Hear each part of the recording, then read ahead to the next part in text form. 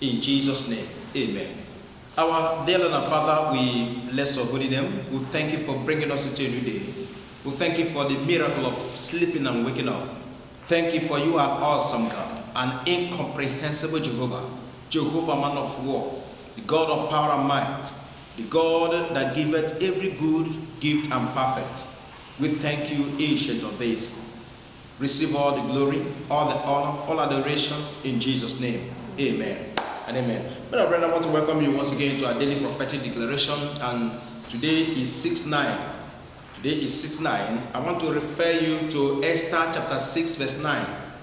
Esther chapter 6 verse 9, which says, "And let this apparel and horse be delivered to the hand of one of the king's most noble princes, that they may array the man withal whom the king delighted to honor, and bring him on horseback through the streets of the city, and proclaim before him, thus shall it be done to the man whom the king delighted to honor."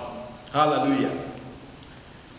Child of God, I don't know those who are planning your downfall or humiliation and shame and disgrace and disappointment or reproach.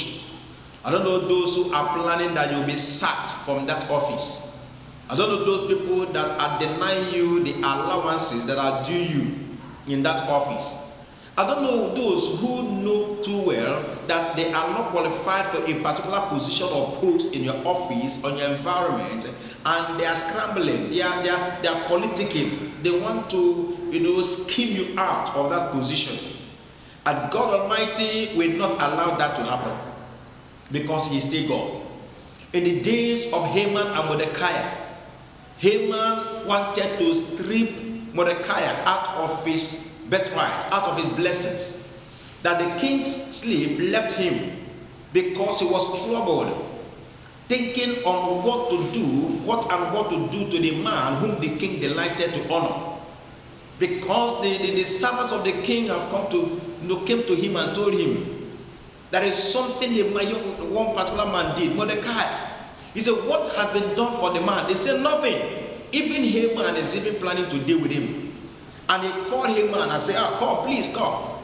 And when that man, the wicked Haman came, and he said, what do you think will be given? What kind of treatment? What kind of honor? What kind of reception should be given to a man whom the king delighted to honor?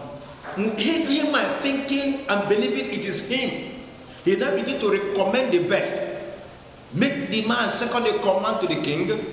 Take the royal apparel of the king and the horse which the king riding upon. Place the man and array him upon the street, and declare, behold the man whom the king delighted to honor. Not knowing that it is going to reverse. Child of God, I don't know. All the plans of Haman against Mordecai were reversed. All of them. Therefore, I decree unto you, that of God this morning, that whatever treatment your enemies want to be given to them, whatever honor your enemies want to be accorded to them, God Almighty will change the hand of the clock. God will turn it around to your favor.